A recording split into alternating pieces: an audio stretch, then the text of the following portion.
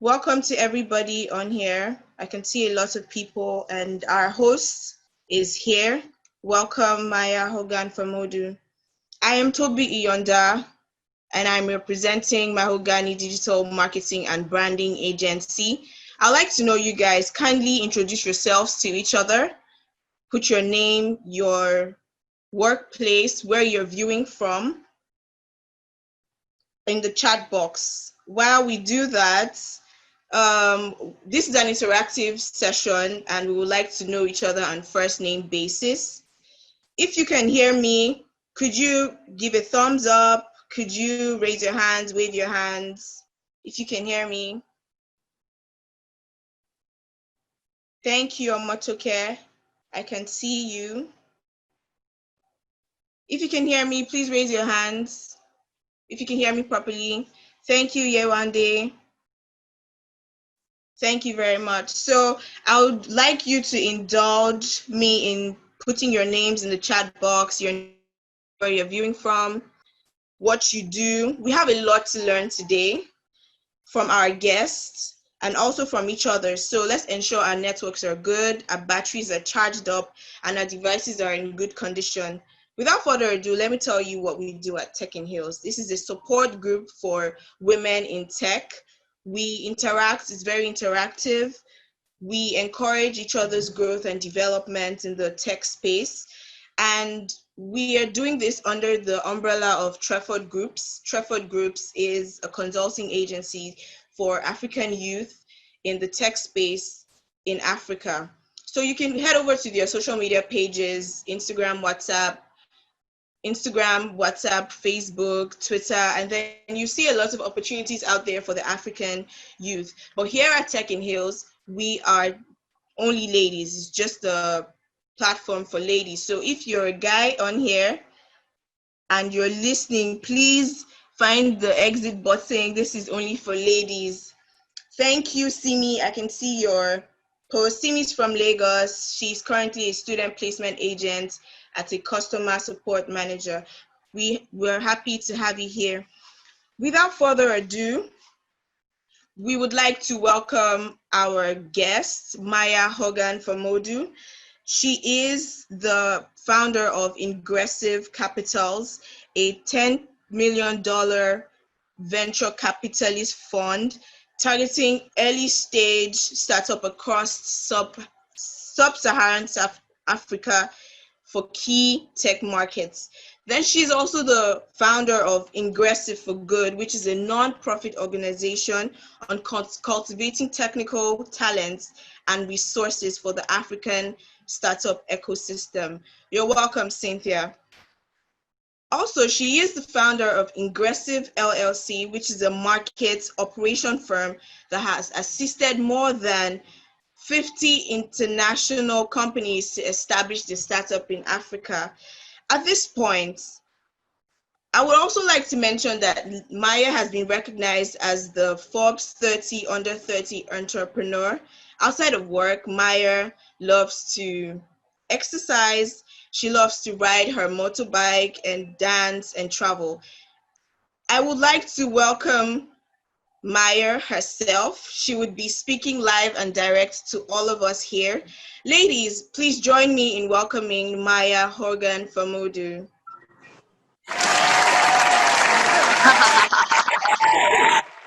Good afternoon, Maya. How are you? Good afternoon. I'm very well. How are you doing? I'm very well, thank you. It's a fine weather here. I hope it's the same over there. Something. I don't know if I would call this fine weather, but we're managing. Oh, that's nice. We're so excited to have you here. We have been anticipating this meeting for quite some while, and at Tech in Hills, and it's finally here, and it's an honor to meet you. It's an honor to hear you speak to us. Thank you very much. Yes. So I would. Yeah. Next, we would like to take a poll question, and I would like you ladies to indulge in answering the questions, just putting how you feel. The poll questions are coming up right now. Mm-hmm. So please take a vote. The question says, what do you think is the major barrier to ladies entering the tech careers and businesses? Do you think there's a barrier? What do you think the barrier really is? Firstly, I never like to put blanket statements for any group of people, whether it be Nigerians generally or women or men or anything like that. So I'm not going to answer that question. I'm happy to answer specifically if there's a specific issue that you're facing. And I also, I prefer not to focus these conversations on what are issues that women face or because it's, you essentially are the product of your thoughts. And if you decide that, oh, I'm a woman and I'm a woman in business, and so I'm never going to be able to get this place, or I won't be able to succeed because XYZ, then that's the reality you're going to face. So I don't want to say there's any major, I think, or if I were to, I guess, indulge that question, I would say it's participating in, like, the biggest challenge is women getting caught up on the women thing. Oh yeah. So as opposed to focusing on skills, on focusing on quantitative metrics, on focusing on where they want to go, just getting caught up in anything that's personal aside from business and aside from what you have accomplished and what you will then go on to accomplish. Thank you very much, Maya, for that. So one of the questions we've been getting from the attendees is, who is Maya? Who is Maya? Who is Maya? So could you tell us more about your background and your history? What was it like growing up for you in America as a young Nigerian girl and also as a teenager? He's actually a pastor in Nigeria. But before I was born, my dad and all of his brothers moved to the US for higher education. They all settled down in Minnesota, all went to school there, all married Minnesotan women. And that's when I was born, and grew up in rural Minnesota in the country. My mom was in the military and my dad has been a pastor. And I went to school in Southern California at Pomona College. Then I went on to do a pre-law program at Cornell. And then I worked at JP Morgan and then in private equity research. And then I found that I just wanted to be in Nigeria. And then I was talking to clients in the US who were, working on, infrastructure in New York, or working on sort of building hospitals in California, or all of these US focused organizations. And I kept trying to pitch to the partners of the various firms that we were working with in private equity, why we need to focus on Africa, why we need to look at the continent, why we need to get involved in tech in Nigeria. And people didn't get it. And there's this thing about venture funds or big institutional capital, when people raise money, they can't just diversify and be like, oh, that's a great idea. Like, we hadn't thought of that before. Instead of, investing our $1 billion fund in infrastructure, we're actually going to do tech in Africa. Great, Maya, thanks for that. So you can't, once an organization is established, they can't really diversify and totally change their strategy. So I was kind of, pitching the case where it could never come to fruition. And so I decided to leave my work in the US in private equity or private equity research, and then go on to what I was really passionate about, building all of those relationships so that I could redirect them to the continent. I knew this was back before tech in Africa was sexy, before there were all these tech companies and pitch competitions and da-da-da-da-da. This is back when people in the Western world were still wondering if there's even internet in Africa. And so that's where I started. And that's where I started engaging investors. And that's where I started pitching. And it was a long and grueling process. I know now it's like, oh, I have a $10 million fund. Oh, let's made it, blah, blah, blah. But no, it started rough. Nobody believed in what I was doing. I didn't have any connections. I didn't have any clients. Like, my family's not in the business space in any capacity. I started from ground zero. And I started in the US, literally going door to door to various venture capital funds, trying to convince them of why they should focus on Africa. And you can only imagine for people who have never been to the continent before, who much less Nigeria, and the only interactions they've had with Nigerians is like random emails asking to send money to blah, blah, blah's, king of da, da, da, da, this like 419 madness. You can imagine how difficult it was to try to convince people to come to the continent. And so I spent a lot of time trying to convince a lot of the top investors in the world, like, can people just stop bothering me. I'm just going to say yes to come with you to Nigeria because I don't want to be called anymore. And so people commit to joining me on this initial investment tour that we launched. I brought about 10 of the top investors over to Nigeria. They made a bunch of investments, realized it was a great opportunity. And then we continued on that work and kept working with more and more firms. We started working with like everyone from the Googles to the Facebooks to the GitHubs to the Y Combinators to the USAIDs, a lot of different organizations. And after some year of work with these clients, like to date, we've worked with more than 50 firms. After a few days of working with, or a few years of working with all of these clients and helping them make investments, helping them launch their Africa strategy, they were like, we've made deals through you, we've done investments with you. Now here's some capital independently, make these investments yourself. And so in 2017, we launched Ingressive Capital, which was started as only anticipating a $5 million fund. And then we raised and we invested in some good companies, and then we raised a little bit more and we invested in some more good companies that have gone on to do well, like the Paystacks and the 54 Genes and the, we did wifi.com.ng, et cetera, et cetera. And to date, last year, the end of last year, we actually raised a $10 million fund, or we closed the $10 million fund. And yeah, and that's where we are. And then this year we realized that we were still missing a major part of the puzzle, which was ensuring that people, even when before they've started a business, ensuring that the people before they start businesses have the resources they need to learn tech if they want to. And that's why we launched the nonprofit, to give micro scholarships to students and to young people so they can buy laptops, so they can do online courses, so they can have their computer science degrees paid for. That's where we started. And so that's everything today. Oh, thank you so much, Maya, for that. That was really educative. We learned a lot. Really, ladies, the journey is not easy. It's not easy. You just don't start off and then you think that, everything's going to go fine. You have to have perseverance. You have to always be there. You have to always chase your dreams. Thank you very much, Maya, for that.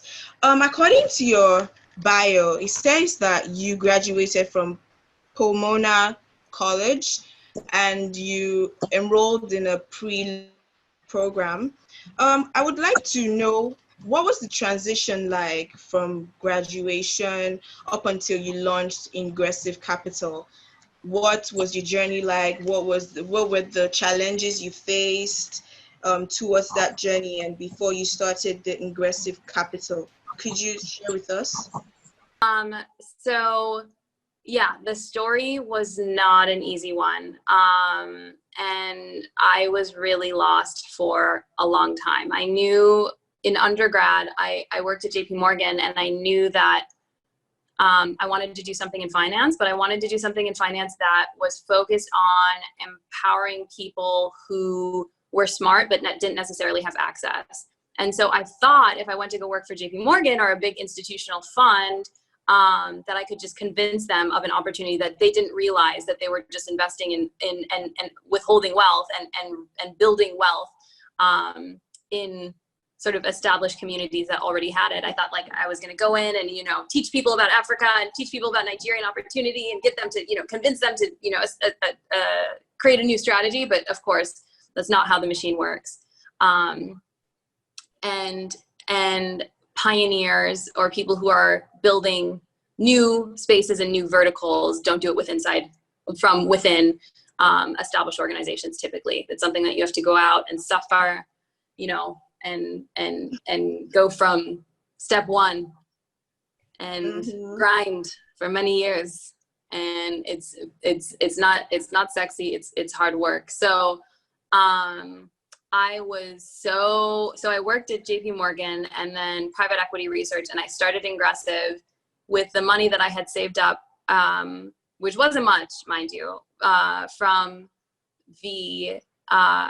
work. And really, when I started out, I had no idea what I was doing, and I started by myself. And again, I mentioned I had no connections, no network, no family, nothing. It was just me and me trying to help and support my own family while launching this business. And the first year was rough mainly because I hadn't realized the benefits of collaboration. I thought like I had this great idea. And so I didn't want anyone to take this idea from me. So I was coveting, like I was hoarding information. I wasn't sharing stuff. I always thought like people were competing and da-da-da. Oh, like, this are Nigeria. So I was just so focused on the element of competition that it blinded me from the opportunities and from being able to really collaborate and work with other people and find good opportunities. And so I wasted a lot of time where I could have been building partnerships, where I could have been finding co-founders, where I could have been finding people with complementary skill sets. And also I was in a battle with myself. There were so many things spiritually, emotionally, mentally that I needed to work through. And I wasted the first year not being able to seize opportunities because there were so many things that I needed to work through myself. And that I say it every single time that I have a talk, every single time that I'm working with people, like you will only get as far as your emotional, your mental, your spiritual development will allow. It's not like if you just place yourself in the middle of a big business, you'll succeed. No, you'll find yourself caught up until you make right with your God, until you focus on developing yourself mentally, physically, emotionally, et cetera, et cetera. I say that every time. That's literally the thing that allowed for the major transformation in the company. So yeah, that was the process of starting the company. Like I came to Nigeria, I was taking KKs and Okadas to meetings because I needed to conserve my dollars. I wasn't generating revenue and I didn't have any investment. And I started out very humbly. And it was actually a peer from university that was my first investor in the company. And it wasn't that, he understood the African opportunity and he understood what we were doing. But yet it still took us like 6, maybe 8 months to raise money from him because I wasn't ready to accept the check. He was coming. The interesting thing is he was coming ready to invest in the company, but because I wasn't ready to accept that, or I didn't think that our company or even I was good enough to deserve that, then I kept blocking my own blessings. And so until I did the spiritual work, until I did the mental work, none of that could happen. And again, yeah, that goes on to the point of just focusing on you yourself as an individual. Like you are the generator powering your machine. And if you don't regularly check up on that generator, if you don't service that generator, then what's going to happen? Yeah. Wow, that's a lot to learn. That's such a lot to learn. Ladies, I hope we heard.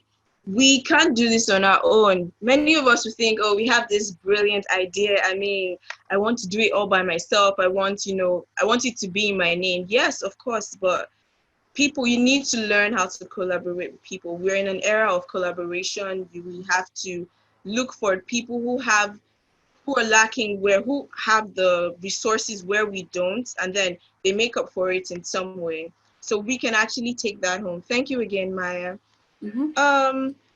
We also read in your bio that you graduated with from a pre-law program. So really, how did you do it? What inspired the transition from law to a tech business?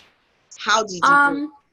Yeah, so mine was so my dad's side of the family are, in religion and in like my dad is a pastor and my mom's side, my mom is in the military or retired from the military. So we've always been it's the same on both sides of their families. We've always been a family in service to people. And me starting, or my thought has always been, I knew that I wanted to come back to Nigeria. I knew I wanted to be in Lagos. I knew I wanted to build businesses. And I also understood what was happening as far as the whole aid complex and Western nations sending, billions of dollars in aid and it disappearing into politicians' hands, or going to some sort of initiative that was just an excuse so they could come and steal extractive resources from the continent.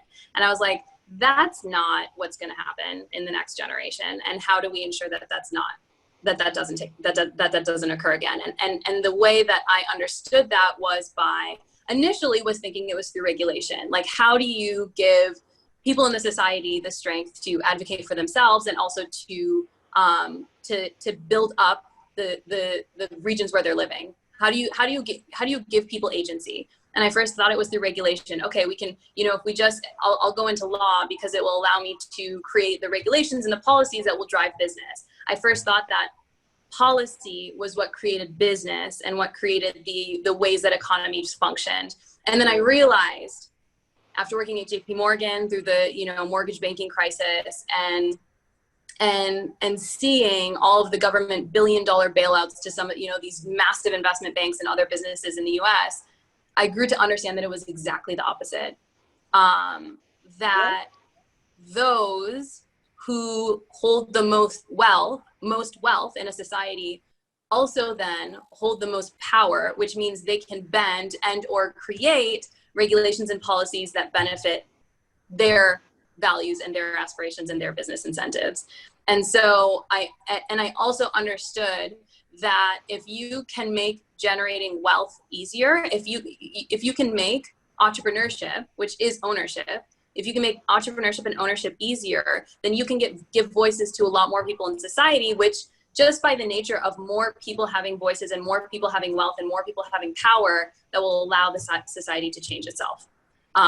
So it was just understanding the way that power and money and wealth generation and asset ownership actually and fundamentally worked, and that business influences regulation. Regulation can influence business and does influence business, but by and large, the way that policies, that governmental structures end up being defined over time is largely and mainly by the business interests, the economic influence, the wealth and power behind it. Thank you very much, Maya. It must have been an interesting journey for you, from law to tech. I mean, it seems you've done really great stuff, and we look up to you, really. You have paved ways for other young African women who desire to be in the tech space. We took a poll a few minutes back, and I would like to share the results with you. And the question, yet again, was, what do you think is the major barrier to ladies entering into the tech career and spaces? Is it intellectual barrier? Can you see the results on your screen, Maya? Yes. So 10% said no barrier. Yeah, 20% said awareness. Many women do not have the right information. And 70% said societal barrier. Many of these roles and the courses that lead up to the roles are seen to be for men. But they're seen, I just want to challenge that, because seen to be for men, but why would that prevent women from participating in the space? If these roles are seen to be for men, who's doing the blocking? That's a question I want to understand. Because I mean, like, the role of a venture capital investor is seen to be for men. Like, the reason I started my fund was because, in part, I just wanted to be an analyst. I just wanted to work at a VC fund and no one would hire me. So I was like, screw this. I'm just going to start my own, like, I know what I'm doing. I'm going to start my own fund. Start your own. So that is like, yeah, it may be perceived as a man's role, but if you want something, what is blocking you? Like, why can you not find an alternative route to get to your end destination? I want to dig into this because there's something here that I'm not understanding. Okay. Well, it is perceived that, or people think really, that the tech space is just for men. I mean, the maybe women are not as intelligent, or there's no much awareness about, the tech opportunities. But just like you said, people didn't want to hire you, so you had to start up yours. I mean, who's making the rules here? You make your own rules in a business. So, ladies, this is really a call for action. This is a call for action. No one is stopping you, really. The men have nothing on us, and we know that. But we have to take a stand. We know what we want, and you go after it. Thank you very much, Maya, for that contribution. The next question. And also, quickly, before you go on to the next question, also that I cannot tell people, like, Google the concept of The Secret. I know it sounds super airy-fairy and whatever, but literally the thoughts that you believe become your reality. It's not that your reality is preset and, I'll never be able to do any of these positions because I'm this, because I'm that, because I'm that. There's no, until you do it, those are the rules that exist as of current. Until I just launched this fund, there was nobody as young as I was, who ever did it, and there was nobody, a sole female who's done it by herself. Like, that's not because it's impossible to do it, that's just because nobody's done it yet. And so I just want, if anyone takes anything away from this talk, it's that you literally manifest your own reality by the thoughts that you decide to focus on. If you write on a piece of paper your goals and you focus on those goals every day and you dedicate your life and yourself to figuring out how to solve for those, none of those, like, oh, because I can't do it because I'm too young, or because I'm from this town, or because I'm this, that, and the other. None of those things matter. I could go through all of the things that could have prevented me from being successful in tech and from being able to launch my own VC fund. I'm, a Black female. I'm from a working class family. I didn't have finance background and didn't have venture capital experience when I started. Just set your goals down, and you will figure out the role and the way. And if you focus on the reasons why you cannot, you won't. Of course, if that's where you're dedicating your energy, you're literally manifesting, you're literally planning why you cannot. So of course, where you're focusing on, you will go. That path that you're looking at, if I can't because of XYZ, will become the one that you travel down. Unless you change your mind and then decide, those are my end goals, I don't care who I am, I'm gonna get there. That's how you achieve your goals. That's very encouraging, Maya. So ladies, we would like to be taking another poll, and this one here says, why are you on your tech journey? Where are you on your tech journey? Are you in bed? Are you packing your bags? Are you at the bus station? Are you at the filling station? Or you are in motion? So please take this votes. I would like you to indulge in voting, and then we can follow up from there.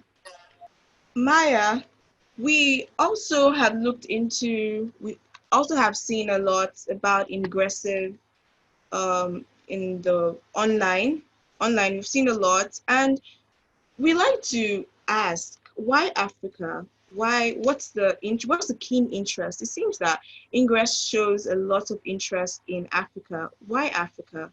Yeah, so there's the personal reason, like, I'm African. I know I have a very American, this accent is quite Yankee. I see that. Yes, I know. But I'm half Nigerian. My dad's from Ogun. Last name is Famodu, Famodu. Like, half of my blood is from Nigeria. And consequently, I want my country, I want my people to succeed. It's easy, and like, whatever you want to call it, nationalistic is that. Like, I see a solution to the country where I am from, where where half of my family is from, and I want to make it better, period. The other thing is Africa. I see an incredible opportunity that while I was in private equity research, living life in the US, blah, blah, blah, it kept me up at night. I couldn't sleep. I couldn't eat. I couldn't talk. Like, I'm at work. I'm supposed to be working on deals focused on this project in the US or this project in the UK. I couldn't do the work. I just found myself, constantly thinking about, constantly obsessing over, constantly working on tech in sub-Saharan Africa, specifically West Africa, specifically Nigeria. If you ever just wanted something so bad and you can't necessarily define it, but like, that's the thing.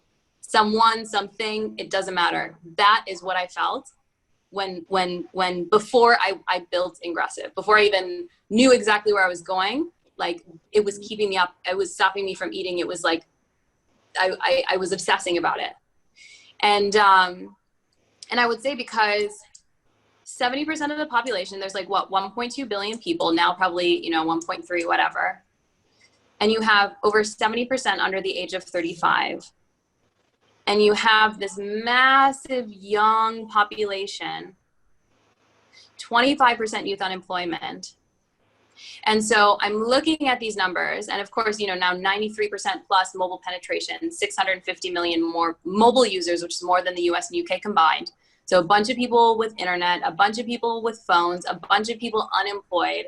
And this can either be a ticking time bomb, as in I can just look at it and be like, well, whatever happens on the continent happens. Like, hopefully they figure their stuff out.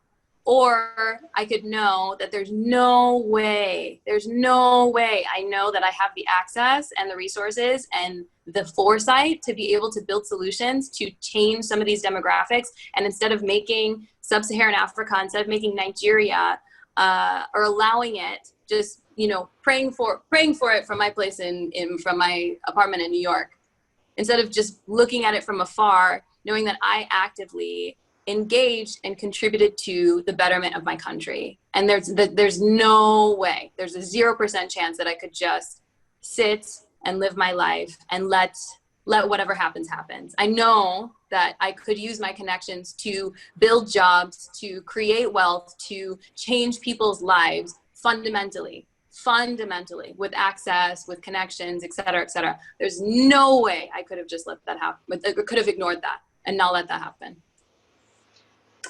Wow, that's amazing. That's so amazing. So Maya, we took another poll yet again, and the question says, where are you on your tech journey? And can you see the question? Yes, in bed, contemplating, packing my bags. I'm not sure what I need or where, but I want to go. At the bus station, trying to switch from one role to the next. Whether or not to go on this tech journey, packing my bags, in motion. And at the filling station or in motion. Okay. Yes. Mm-hmm. We believe a lot of women have ideas that can morph into tech startups, but do not have the technical expertise. And from this poll, a higher percentage are saying, I'm not sure what I need or where I am going, but I want to go. There is that will, but there is no way. So what really is your advice to this category of women that are still packing their bags and unsure of where to go? Yeah, this definitely, so my sister just graduated from University of Lagos, and we were having the same conversation because she's just like wrought with anxiety, doesn't know exactly what she wants to do, is nurse. She's like, Maya, but when you were this age, you had it all figured out and you knew where you wanted to go. And when you were 23, you started Ingressive, and what am I going to do? And I'm like, because fortunately, by God's grace, that it just happened that I figured out my passion a little bit earlier than most people, because I got started. I was doing internships and I was working since I was 12 years old, since I was 13 years old. So I had what 7, 8, 9, 9 years of professional experience before I figured out my passion. So if you're starting to work for your first serious job after university, so when you're 20, 21, 22, 23, it makes sense that it's going to take some time. For me, it took 9 years. I just started earlier than most people. So that's one. And I don't think that the day one, so I started Ingressive when I was 23, but we did nothing. We made no progress in the first year. I really was just spinning in circles and trying to figure out even what I was doing. I had this business and I was going back and forth and I was meeting all these people, but trust me, there was no, the framework, the VC, there was none of that. I took a year of nonsense, straight up, just nonsense, for me to have a mild idea of where I wanted to go. And the next 3 years was figuring out that niche, which is normal for people building their businesses. The first 3 years are you really figuring out the motions. If you're not established by year one, don't be surprised. It takes roughly 3 years to figure out product market fit, to figure out team dynamics, to get all of your roles filled, to figure out revenue models that actually last the turbulence of this wild market. And so like it's gonna take some time. It's gonna take some time, ladies. But just stay at it. You know what you want, stay at it, and then hang in there. You're just a few more strikes away from your breakthrough. It appears that a lot of your ideas have hit the ground running. One more on that. Okay. Because people also, my sister, her thoughts were, I should hold off on opportunities until I know what I want. And I would say that's the exact opposite of what you should do, because you won't really know until you try. That's the idea of like, I'm not gonna date. I'm not gonna even talk to guys until I meet my soulmate. And it's like, well, how are you gonna know who your soulmate is if you don't have conversations with people and realize what you don't like and what you do like? And maybe this one guy had like one quality that you liked, but the rest of them that you don't like. You know, you learn a little bit from every sort of dating, every work or internship or even course opportunity. So say yes to everything. Even, you never know until you try. Say yes to every opportunity, because also one opportunity you find out you kind of, I like this part of this work. Oh, well, somebody who does that, maybe you liked 10% of that opportunity, but there's one person who does 100% of that 10%. So their full-time job is that 10% that you liked. Oh, well, maybe I should follow up with that person. I like what they did. Let me network with that person. Oh, and then you could get into that job and that role and that opportunity. So always say yes with women. If there's any one thing that I notice sort of generally just in Nigeria, is that people hold back. They hold back, and they don't necessarily, young women, older women do. Younger women, I don't know what it is, but the younger women can sometimes, I see this here in Nigeria more than I see in the UK, more than I see in the US, are averse to sort of just jumping into things, being like, I have no idea what I'm doing, but I'm just going to test it out and let's see if I like it or not. Like, want to wait to say the answer when they know 100% they're going to be correct. And I think that's also a design of the education system, which is totally unproductive, which teaches people only respond when you know the right answer. Only raise your hand when you know exactly, when someone's told you what you need to say. No. You need to unlearn all of that and just take every chance. Bring, like, one of my colleagues within the company, like, she's so smart and she doesn't talk all the time. She's I'll have to message her, hey, what did you think of this meeting? She'll give me an idea and it's brilliant. And I'm like, why didn't you say that on the call? And she's like, well, I didn't know if that was the right answer. I'm like, the only way you find out what is the right answers is by speaking out. And then I can teach you, and you can be guided, and you can be fine-tuned. Speak, say things, take the risk, say yes to all the opportunities. If it's something you totally don't want, don't do it. But if it's something you're not sure about and you're tempted to say no because you don't know what it is, say yes, try it out. And then you do know what it is. And then you have your answer. The only way to get informed and to find your passion and to find your mission is to say yes. Yeah. So guys, we will be doing fastest fingers, and this is brought to you by Payloader. Here's the question. The person that gets the answer fast, the first person that does, would be credited 2,000 Naira airtime into your preferred network. So just drop your answer in the chat box. Here's the question.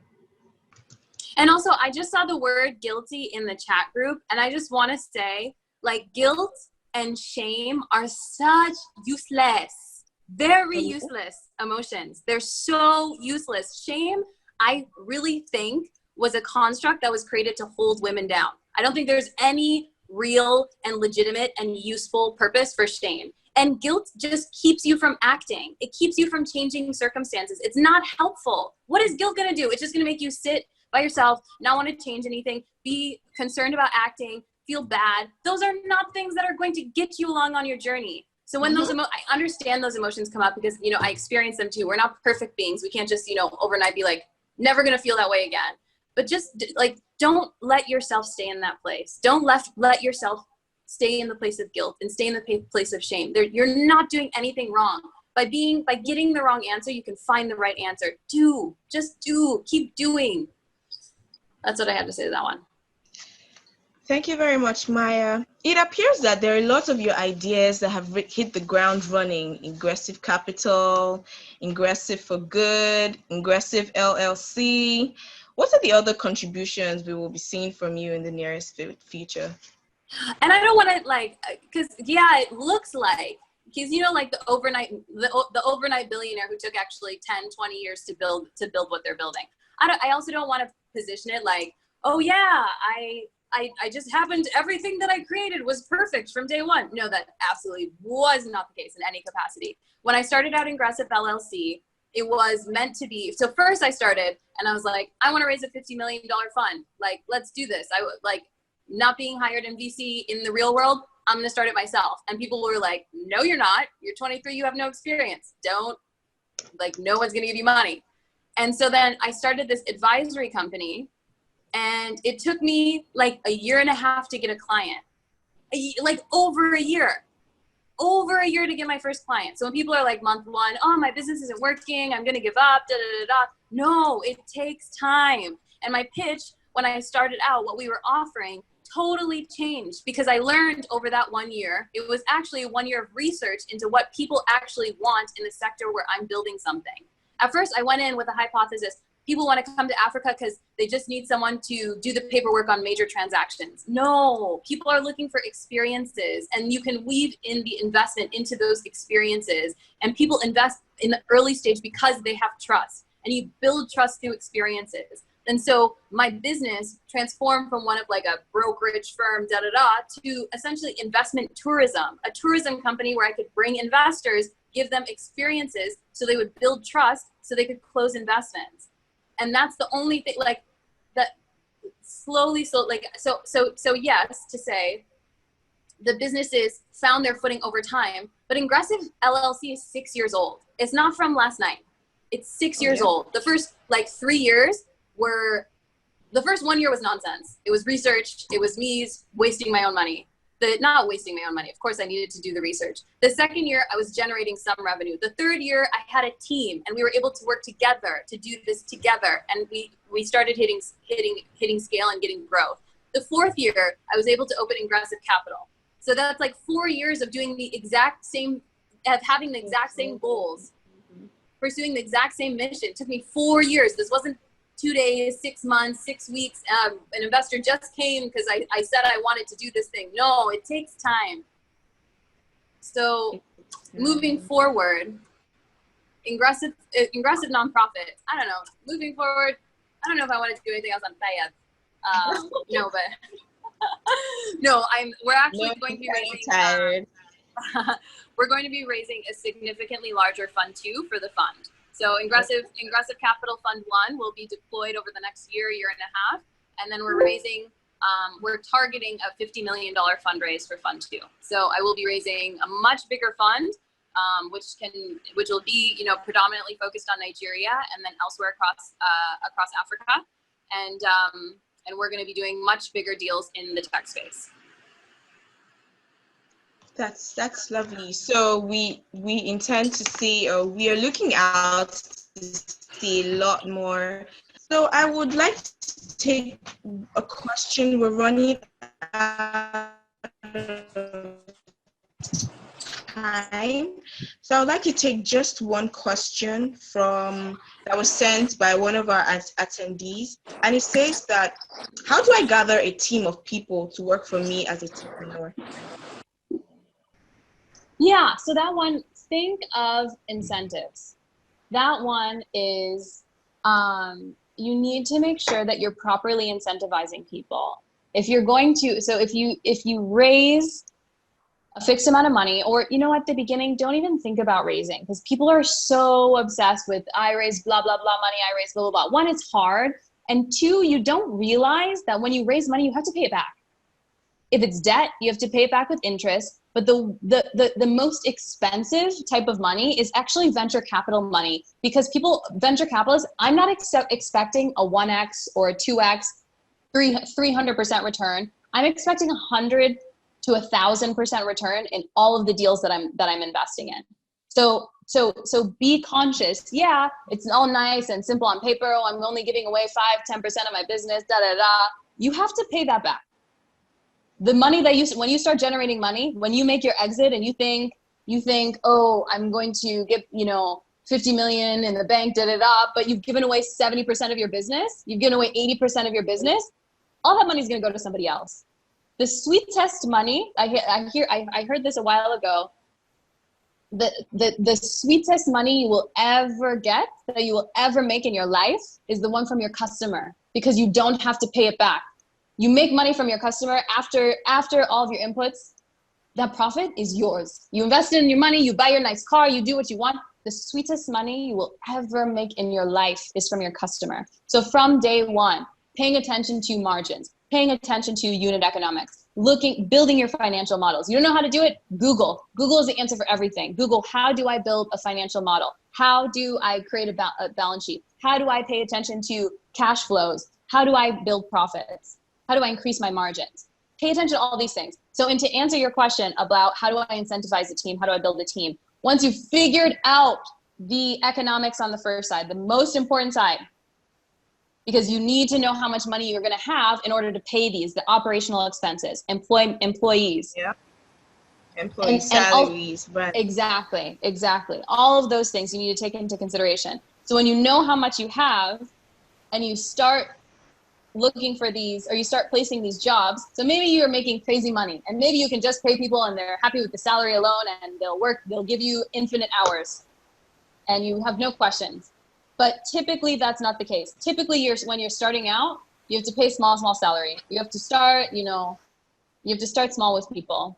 So the few things that I recommend when you have to start small is, one, so with everyone, two things. One, ensure every person that you're bringing into the company has a very clearly defined job description. The quickest way you will demotivate people and lose incentives is if you bring people in and you can't figure out what exactly you want them to do, and you're asking them to do things that are not within their wheelhouse, and you're mad at them because they haven't delivered, but you haven't clearly defined what they need to deliver. So before you even hire people, before you think about that, define the few roles that are specifically what you need, and make sure you build out quantifiable. Like every month, the person must, say you're hiring a social media manager. Every week, there must be 4 posts. The engagement must be at least, 200 likes per post. The following, or this person must grow our following from 1,000 followers to 5,000 in 3 months. You build out your quantitative metrics and exactly what you need for paying that person to make sense for your business. And then you hire the person, or you shop people, and you make sure that person agrees to these deliverables before you hire them. And then the second thing that I always make sure to do, always. So one, be very clear in what you're asking of people and make sure it covers everything that you need for that role. They agree to the salary, they agree to the responsibilities, you're good. We start there.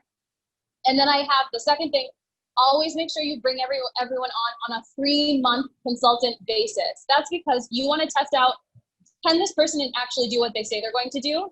Are they just a really good, some people come and can do fantastic interviews, but the quality of work is crap.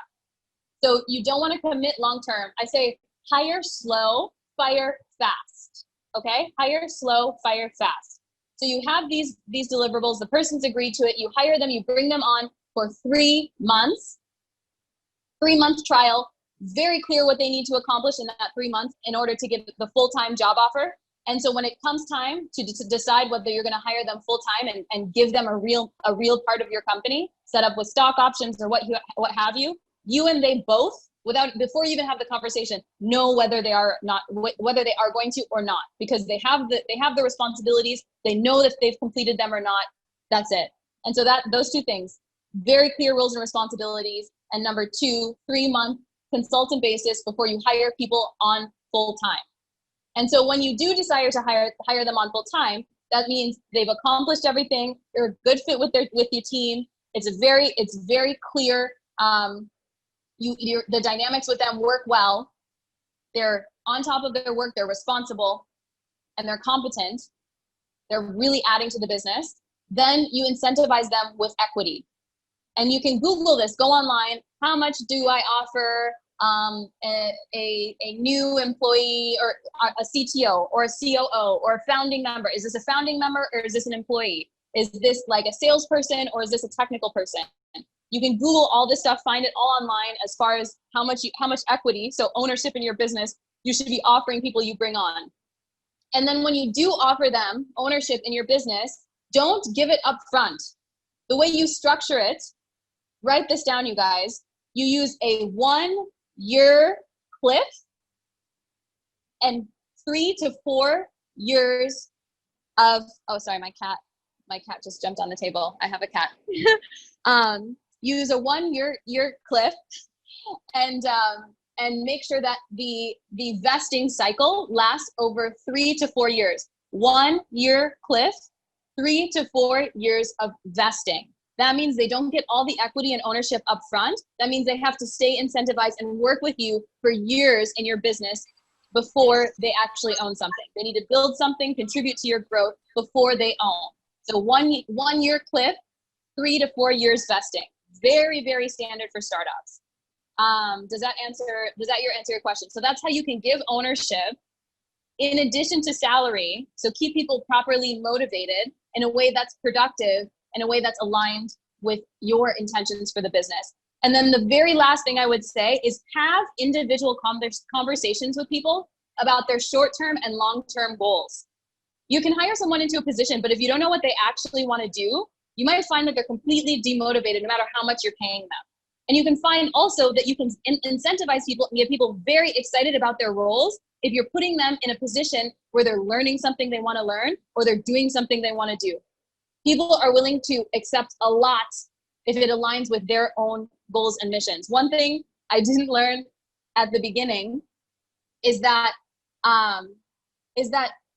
you have to, like, the whole team, the success of the business, especially a startup, is entirely based on the people who are running it. Entirely, their success of your company is entirely based on the team members. And so you want to set yourself up for success by ensuring the people that you're recruiting have aligned long-term goals for you. Unless you're hiring, you're bringing in someone for 3 months, for 6 months, that's one thing. But if you want this person to be a long-term person in your business, ensure you have a conversation. What do you want to do? What do you see yourself doing in 3 years, in 5 years? Who do you want to be? What is your ideal position? What incentivizes you? What motivates you? Make sure you know your colleagues very well. And it's not a competition. It's not a either I win or you win. This is you figure out their goals, you figure out your own, and you figure out a way for both of those to be aligned. Be aligned.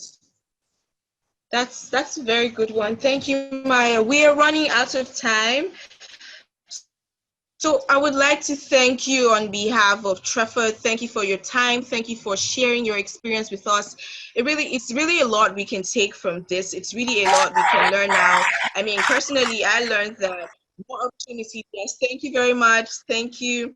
We have to learn to take opportunities. It's not a 2-week program that you're going to run. Especially if you want it long term, you have to work for it. You have to keep at it. You would meet a lot of obstacles and challenges along the way, but take it in good faith and keep on with it. Thank you so much. And absolutely.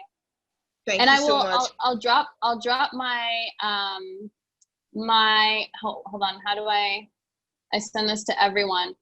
If anyone has any questions after this conversation, just DM me on Instagram. I respond to 100% of my messages. I just sent it to everyone. You can follow, Instagram DM handle. Me, ask me questions that you have as your business goes on. I'm happy to answer them. I'm here to help. Thank you so much. Also, I would like to appreciate our sponsors and partners. Thank you for Payload. Thank you to Payloader who sponsored the Fastest Fingers First. I didn't see an answer. The question was up there, but I didn't see an answer. It seems no one knew the answer to that. Thank you, Ingressive, for giving us Maya today. Your presence was appreciated and is valued. Thank you so much. Thank you to Mahogany for sending the host, Toby, and to Treford, which is the umbrella company for Tech in Hills. So ladies, we'll be doing this once every month. So watch out, watch the space for another episode of Tech in Heels. I hope we all had fun. You can also follow Treford at Treford Group, Facebook, Instagram, LinkedIn, Twitter. Thank you so much. I would see you guys. Thank you, Maya. Have a lovely evening. Thank you. You too. Bye, guys. And apply at www.ingressivecapital.com if you have a business. Okay. All Thank right. you. Bye. Also. Bye, guys.